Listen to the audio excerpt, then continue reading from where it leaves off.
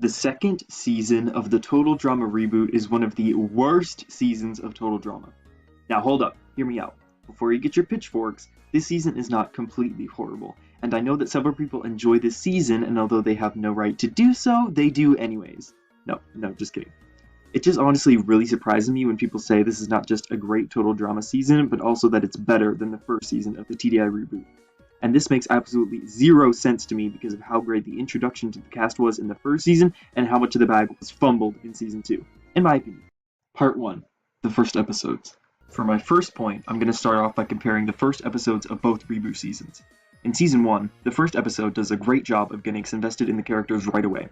Despite the very fast-paced, we already get intriguing setups for several characters just from their first introductions, such as Millie hating her own generation, Priya training since birth to win Total Drama, Emma and Chase's already established relationship as bitter social media influencer exes, and Damien being a naive but smart guy who has no idea what he's getting himself into. Pretty much all of the characters have charming and fast-paced introductions that are both entertaining and establish the characters' core traits within the first 30 seconds of us seeing each of them.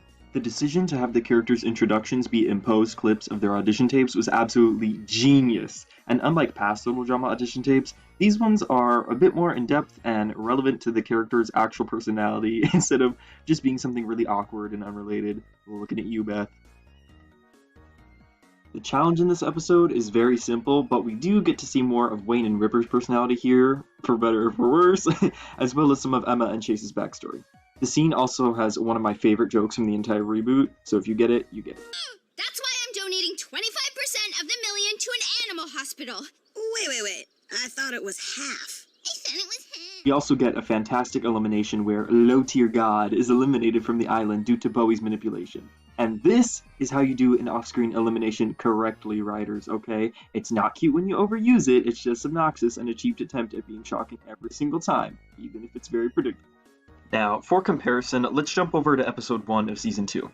Some of the plot lines set up here are either only relevant for a few episodes at most, or just kind of nonsensical.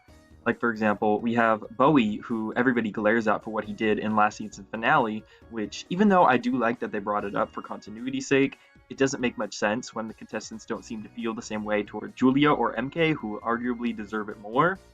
And speaking of those fruits, we also have MK and Julia instantly hitting it off when they used to hate each other's guts. I do like their dynamic, but I think it should have been eased into instead of both of them being super chill with each other right off the bat. It doesn't feel earned and would have been a lot more satisfying if they warmed up to each other throughout episodes 1 and 2 by realizing that they're outcasts on the team. Instead, they just gaydar each other. Damien doesn't do anything in this episode either, which is pretty disappointing. But speaking of disappointment, it's Millie, everybody! Millie! Yay!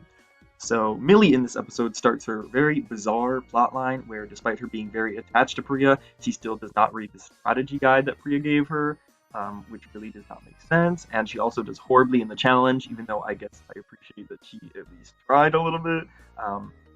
But don't worry, this is a messy episode for Millie, but it gets worse, okay? It gets worse. We also have Nichelle, who wins the challenge for her team, which retrospectively was really lame, even though everyone was hyped for it when they got revealed in the leaks. But this does not lead to anything interesting for Nichelle at all. We all know this. Emma says no once and for all to Chase, which is a pretty decent moment for her, but it ultimately doesn't lead to much since despite them breaking up, she still obsesses over him in episode 2 and gets him eliminated, which is fine in a vacuum, I suppose, but then she gets eliminated in episode 4 due to Chase again, basically, which is kind of sad. I know it was technically Priya's fault, but even if Emma was going to be an early boot, it would have been nice to see her step outside of Chase and have some other interactions, but that doesn't really happen. She even remarks in episode 4 that she seems to be left out of the team's alliances. She doesn't interact with Bowie, and she doesn't make any new friends, so kind of sad for her. In episode 1, we also have the start of the Caleb-Priya plotline, which lasts for the entire season just about. All Caleb talks about is how he's manipulating Priya into an alliance and how he was booted first last season. How many times does he need to say it? I think we get it. The seasons were released back to back. I think we remember. This plotline did actually slightly intrigue me at first, though, because I thought it would be interesting to see how Caleb would work around Millie to try and get to Priya, but this doesn't actually end up being an issue since Millie is eliminated soon afterwards, and even after Millie is eliminated, he still won't just ask Priya to be in an alliance, for some reason. Hopefully my points are coming across clearly, because in Season 1, the first episode sets up the characters' personalities very well and has a great elimination. In Season 2, most of the plotline setup end up being mostly irrelevant for the long game, such as Millie, Nichelle, Emma, Chase, and even Scary Girl, as all of these characters are eliminated in the pre-merge and have very messy plot lines that leave their eliminations feeling very unsatisfying to me, especially Millie and Emma's. The plotlines that do end up having relevance through the entire game are Julia and MK teaming up, which all things considered is pretty enjoyable but starts very abruptly, as well as Caleb and Priya's plotline, which is very agonizing to sit through, which we will get to later. Part 2. The Good Parts. Word to Le Seraphim. Now, before I go into some of the other problems I have with Season 2, let me get some of the positives out of the way first. The best part of the season, hands down, has to do with the cheating storyline on the Skunks. MK, Bowie, Raj, Wayne, and Julia all get time to shine here equally. MK is able to use her deceitfulness and sneakiness to gain information about the challenges. Julia is the HBIC, head bitch in charge. Wayne and Raj are vehemently opposed to it, and Bowie is caught in the middle, as he really wants to win the challenges after losing twice in a row, while still wanting to do the right thing and keep Raj happy. Bowie especially shines in this plotline, and I really like the relationship that they were able to give to Raj and Bowie's relationship. It's probably the tightest written plot this entire season.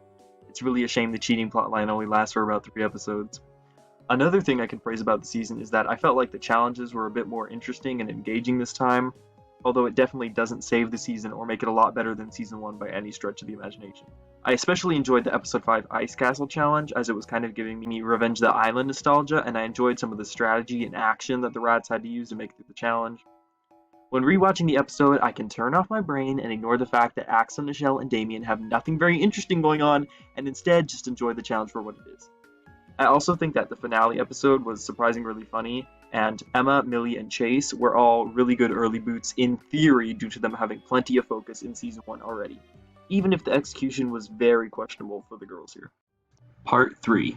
Mixed Executions. Next, I'm going to discuss some of the things that I don't necessarily see as horrible, but things I do have mixed feelings about.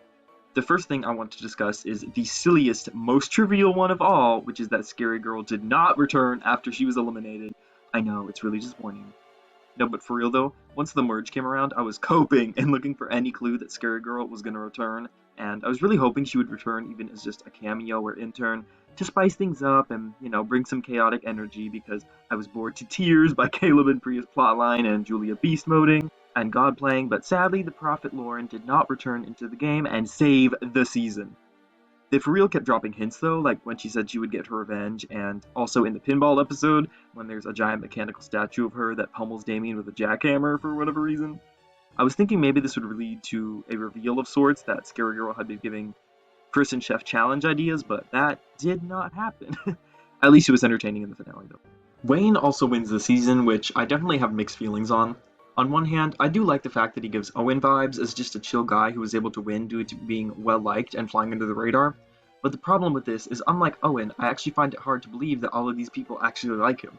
Bowie and Raj are obvious, but what is it in the finale that makes Axel, Ripper, Chase, and Z so excited to cheer for him if they've never interacted?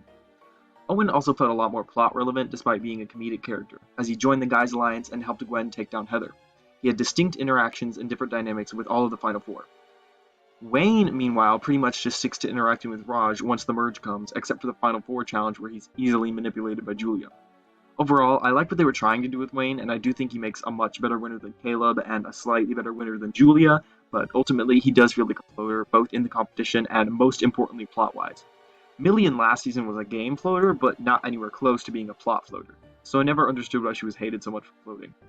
Wayne has also received the floating criticism, and unlike Millie, I do think it is warranted. I also didn't like that they dumbed Wayne down to the point where it felt like he wasn't trying to win it all until the last 5 minutes of the finale. I understand he's a comedic character, but all of the best comedic characters still have something going on or interesting dynamics, and he was also shown to be really competitive in Season 1. I did like Wayne and Bowie's interactions in the finale though. Last thing I want to discuss before jumping into some of the later season negatives is some of the characters that were allowed to go farther this time, like Axel, Caleb, MK, and Damien. I'm glad these characters are fleshed out a little bit and were able to get a bit farther in the game as well. However, I can't help but feel like each character was wasted. Caleb is the most controversial to talk about because I fervently believe that the only reason some people are defending Caleb as a decent character in the season is because he didn't turn out to be an antagonist. Lots of people didn't care how he turned out as long as he wasn't in any way similar to Justin or Alejandro. But what we were served with in this season was a steaming pile of trash that I would much rather skip in favor of a character similar to Justin in action.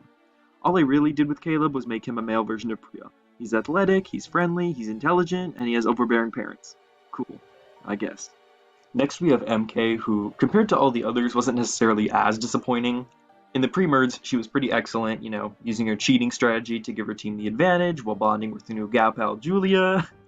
However, as soon as merge comes, MK is nerfed heavily, as she basically just sits in the background until our elimination episode, and Julia takes the front seat instead. She did have some comedic moments, but overall she was just treated as Julia's side piece, with any potential for her to be seen as a real threatening presence being completely erased.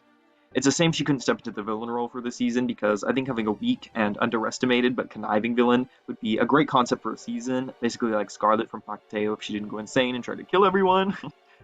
And then after that we have Damien, who for all intents and purposes is basically the same as he was in the first season, although he does start to gain some confidence once he wins the first merge challenge, and finds the immunity idol.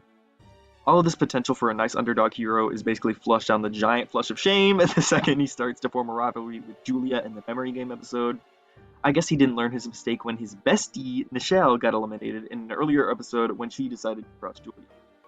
Damien goes home in this episode with the worst total drama immunity idol moment of all time, which is pretty surprising considering they're never really that good.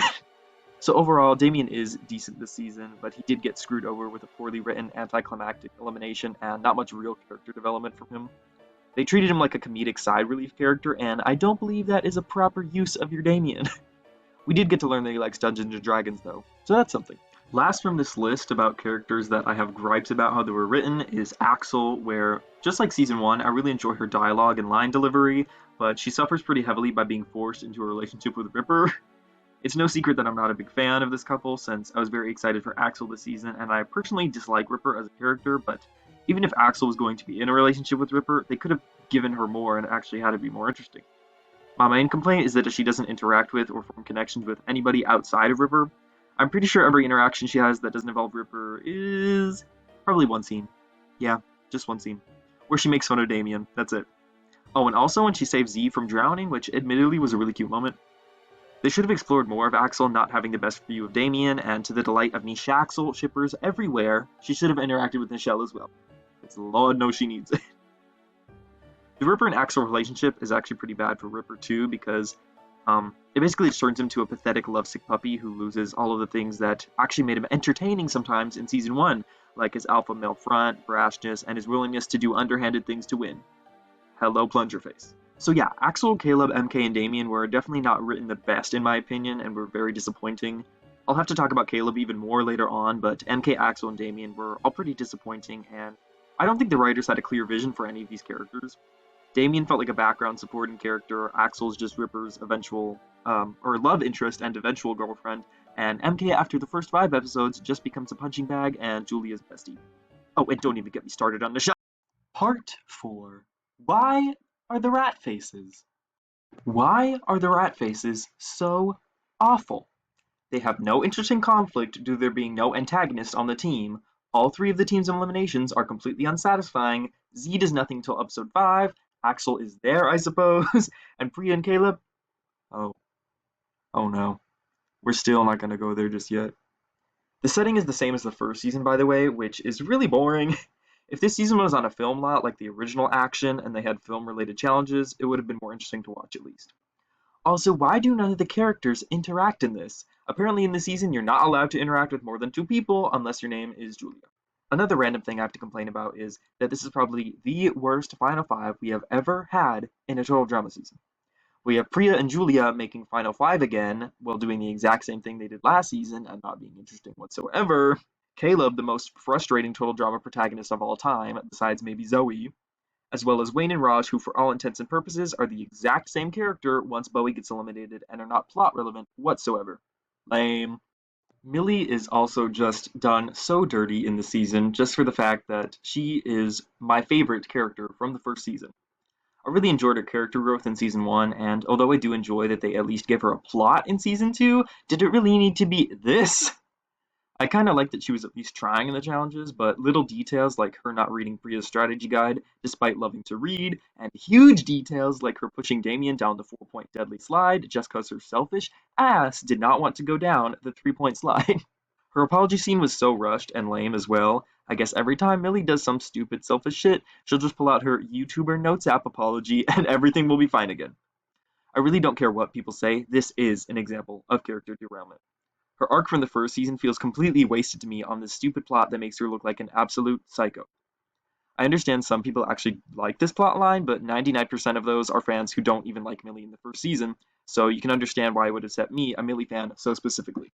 This one scene was really funny though. No, not this one, roll the clip. Not worth it. I thought you were my friend, and you crushed me. That crossed the line. Yeah, the finish line. Part 5, The Merge, aka Caleb, Priya, and Julia dragging me into the pits of hell. Even people that like this season can admit that the merge, especially starting with Z's elimination, was very messy and a pretty sharp decline from the quality of the pre-merge, which was already questionable. The pre-merge still pissed me off a little bit due to how fumbled Milby, Emo, and LaFonda were, but the skunks were very entertaining, at least with the cheating storyline, so it was able to keep me satiated.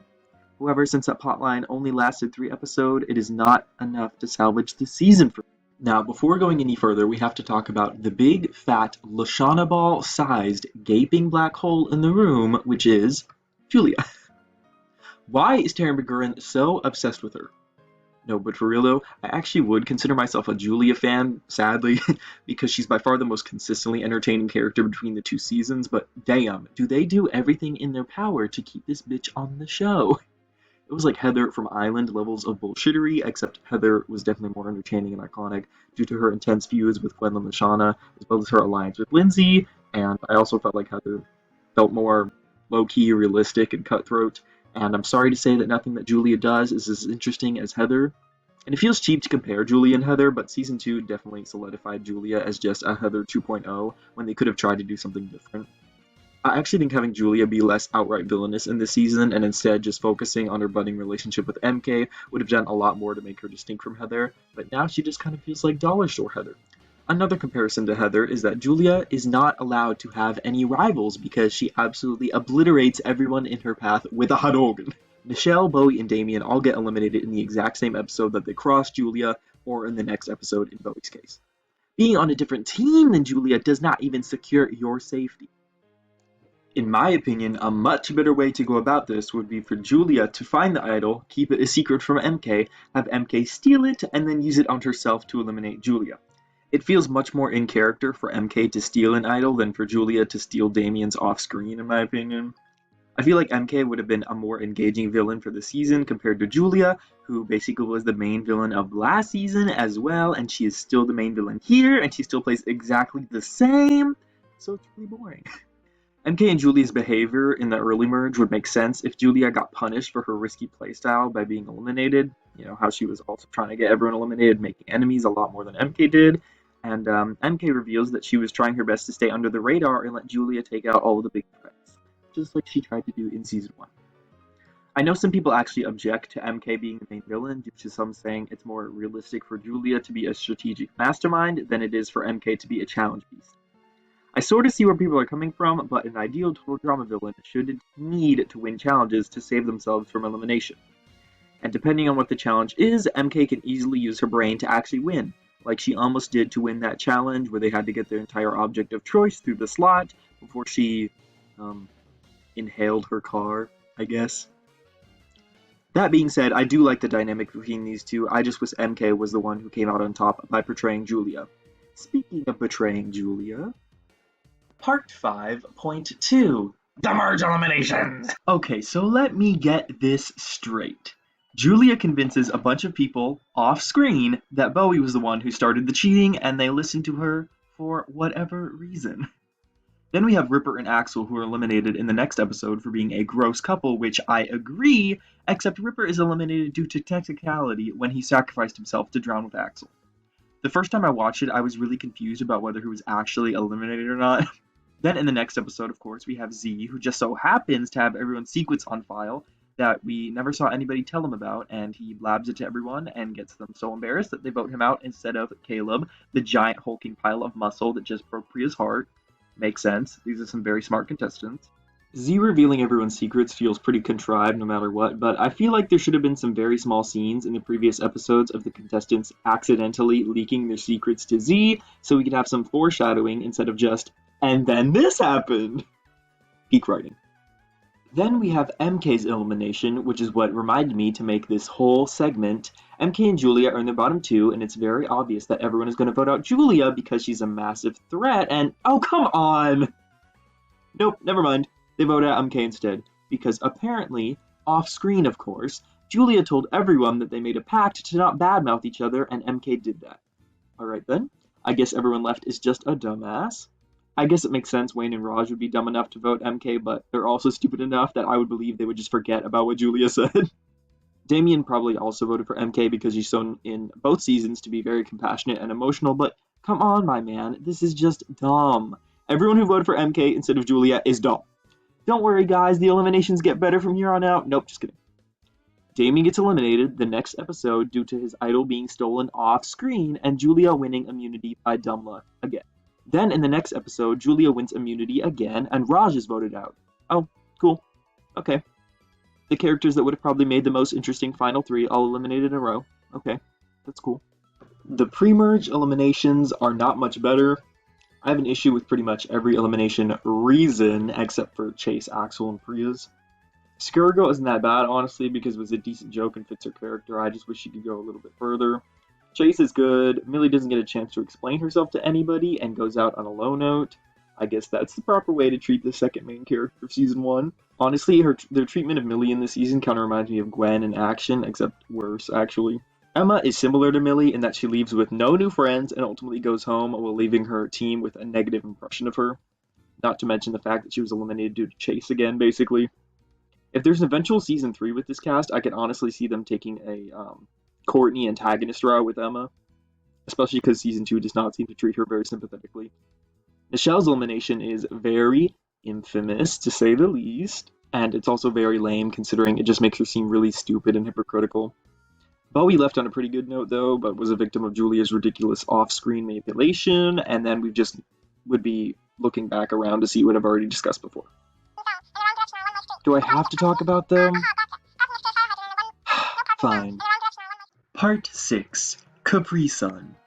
We have finally gotten to my main issue with the season. I know some people don't mind Caleb and Priya's plotline, and some actually enjoy it. Bless your heart. But to me, this plotline channels All-Stars and Pacateo levels of messy relationship drama that is a pain to sit through, complete with All-Stars levels of intelligence from my boy lowtiergod. Their storyline starts in the very first episode and lasts all the way until episode 12, and technically the finale as well. And when you only have 13 episodes, you really don't want to waste it on a plotline that is not enjoyable. To get a feel for how messy I feel this couple is, let's compare them to past total drama romances.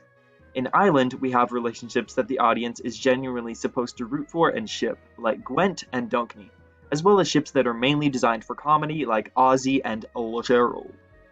Revenge of the Island has two ships that are supposed to be taken seriously as romantic pairs, with Samoda and Zoke, despite how you may feel about them.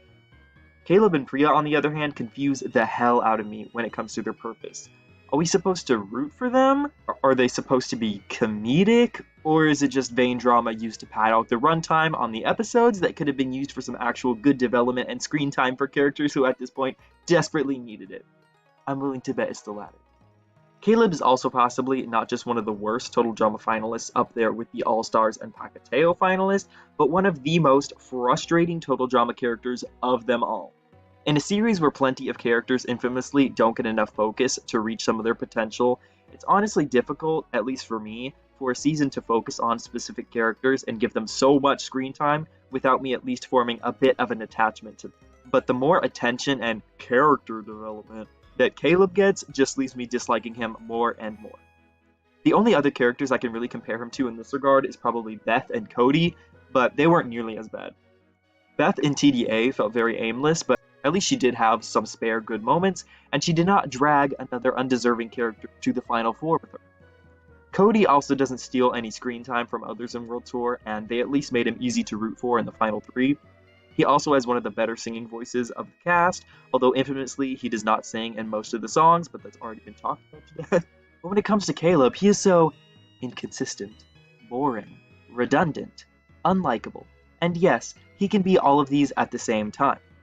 It's great in theory that they wanted to give the first boot of Season 1 more character, but how they went about this is making his personality very similar to Priya, because we certainly needed more of her.